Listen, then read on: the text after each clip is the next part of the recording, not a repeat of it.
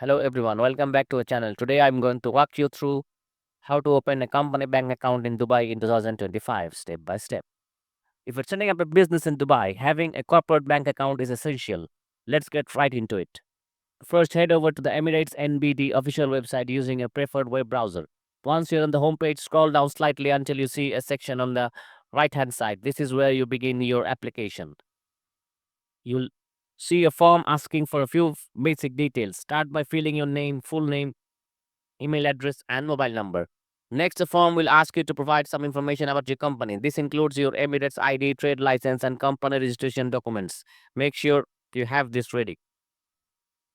You also need to mention any previous or existing bank account as part of their due diligence.